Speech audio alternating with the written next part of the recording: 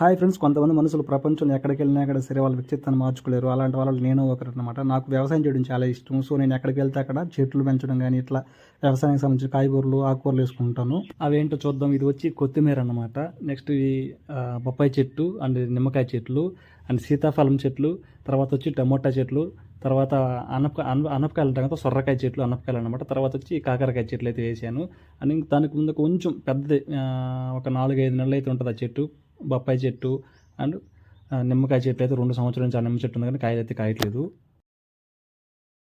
ఇక్కడ ఉన్న చెట్లన్నీ మామిడి చెట్లు, జామ పండు చెట్లు, సీతాఫలం చెట్లు, జీడి పండ్ల చెట్లు, ఇవన్నీ అవే అనమాట. ఇవన్నీ ఎవరో వేసి అయితే వేయలేదు. నేను వేసింది మాత్రం ఆ నిమ్మ చెట్టు, ఈ బొప్పాయి చెట్లు అనమాట. ఎవరో వేసినట్టు ఇప్పుడు ప్రజెంట్ నేను తింటున్నాను. అలాగే నేను వేసినట్టు కూడా ఎవరో మన బ్రదర్స్ ఎవరో వస్తారు ఇక్కడ నా ప్లేస్లోకి, వాళ్ళు తింటారనమాట. సో ఎవరు వేస్ట్ అయితే ఎవరు తినకపోయినా, ఇక్కడ ఎవరు రాకపోయినా కూడా సరే, ఇక్కడ ఉన్నటువంటి కోతులు వచ్చి పిట్లు పక్షులు అయితే ఎక్కువ ఉంటాయి. నా టొమాటో